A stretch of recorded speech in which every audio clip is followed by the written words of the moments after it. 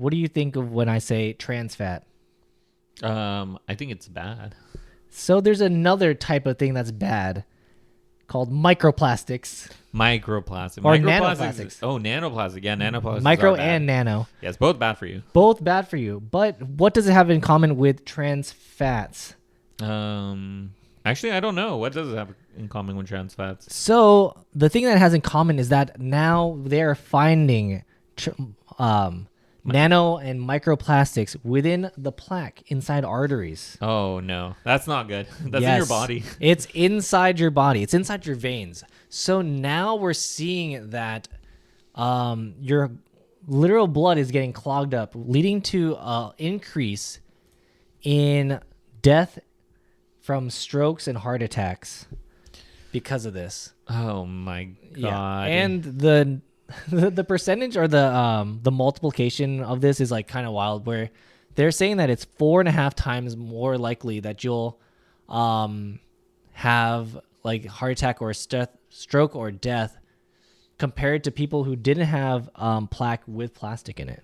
Yeah, I feel like it's hard, but I feel like there's no avoiding the plastics now. The plastics? Yeah, plastics everywhere. Plastics in your water, plastics in it. Yeah, it's just everywhere. It is, yeah, pretty much in everything, because like as we've noted before, like water bottles have plastics in it, and if you're using any type of plasticware, some of that's going into your food.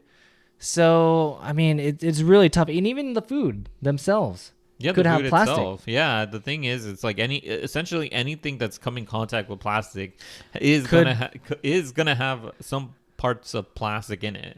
Yeah, so if you like this type of content, make sure to hit that subscribe button, hit that like button. We come with interesting videos like this one daily, so if you want to stay up to date with interesting topics like this one, make sure to hit that subscribe button. So to continue with this, so the types of things that they found were these polyethylene and polychloride, or polyvinyl chloride, which is PVC. So the PVC is like what makes water pipes, plastic bottles, flooring, packaging. Yeah. And then polyethylene is most commonly used to produce regular plastic, like plastic bags, films, bottles, and etc. So now they're seeing all this inside of the plaque. So the way to get it out is that they would go and kind of like go and clean it out, like grab it out of your arteries through your neck. Oh, I can't even. Yeah, anything like this all the time. Yeah, it creeps me out. So it is wild that they're seeing an increase in heart attack risk because of the microplastics. Before it was like, the fats are causing it, the trans fats, which people were compared trans fat to plastic because they are hard, like at room temperature or like just even a little bit above, they wouldn't be melting. Yeah. So they're like, oh, imagine what that's going to do inside your body. So like, yeah, it's hard, and like I mentioned before too, it's hard because like we mentioned before in a different story, that even like water bottles, it's not even the water bottle itself, which is also producing plastic, but it's also like the filter during the process of cleaning the water is adding more plastic in it somehow. Yes, it's adding more plastic in it. It's the filter apparently that they're using, and then it's like it's entering your bloodstream, and apparently now it's in the plaque of your blood. Yeah, in the plaque of your blood. Well, yeah, so it's kind of wild because it is not only that. So people with the increase in microplastics in their blood, they are seeing that they have an increased inflammation response. So oh, really? Yeah. So now their body is like actively fighting it. So like a lot of times whenever you have like an injury or any type of like illness, there'll be some sort of inflammation in the area. Like, if you get a bruise, there's inflammation, or like, oh wow, you're inflamed. So that's your body's response trying to like fix it. There's like more blood and more like your body's like fighting against something potentially.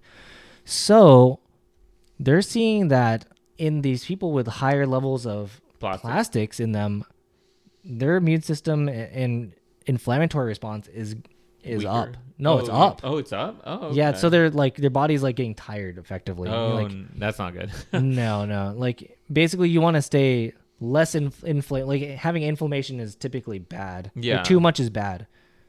So in this regard, like you are constantly like your body is constantly like working. Yeah. And I mean, before it's like, oh, you have antioxidants and stuff, and it's like kind of like that where you're trying to reduce the inflammation in your body. Yeah, no, it's true. It does make me wonder because I know they've been doing studies on animals, especially because by the way, it's like they found animals with plastic in their bodies, complete plastic in their body, and they're also finding like animals with these nanoplastics in them. So I guess it's like just the long-term effects, because over a lifetime, like how much plastic are you ingesting? You're ingesting probably quite a bit of these nanoplastics, so at least enough for where people are noticing now. Yeah, and the wild thing is that the way to get the nano and microplastics, like as we were hinting at, is really similar. They're everywhere. Yeah, you can get them through breathing. Through breathing. Yeah, so exposure on the skin, so it can be absorbed through your skin. So if you go swimming or something like that, you could potentially be absorbing microplastics, or you're drinking water, the food, because you're talking about how like you can see the microplastics in the food. Yeah. Like, where do fish live? They live in the water. That's where true. Where are all the plastics? In the water. Yeah, that's true. People are worried about the mercury. The mercury, yeah. The mercury in the water is also very bad as well. Yeah, that and the plastic now. Mercury, plastics, and PFAs. Oh, yeah. Those are also a whole different story. Yeah. But now the microplastics are being found within people, within placentas, lungs, liver, breast milk, like urine, blood. It's everywhere. Yeah. So I'm really wondering like how we're going to deal with this. I've seen something. I wonder if you know this already, like how to slightly combat microplastics. This is for people who stayed this long, but I do have a bit of hope for getting the microplastics out. We shift everything to cardboard and wax society. We get the box water. A box water? I mean, the crazy thing is that the box waters have like a lining of plastic in it. They do. Oh, yeah, they do. So Yeah, it's you're like, right. You're right. So that might not be also the best option either. I mean, there's also the reusable ones, but the cap anyway. So I feel like it's very difficult to not have any plastic whatsoever. Our society runs on plastic. It Literally is true. plastic bags. This microphone mostly made out of plastic. Our phones mostly plastic. That's true. Yeah, but for those of you who stay this long, I will give you this little tidbit. So researchers have found out, we'll probably do another episode because people probably haven't gone this far, but people have found out, or researchers found out, that if you boil water, it actually gets rid of quite a bit of the microplastics, depending on how hard the water is. Who's boiling the water? I mean, Unless you're making tea, or I mean, like, trying to purify the water. Like if there's like organisms living in it, you usually boil the water.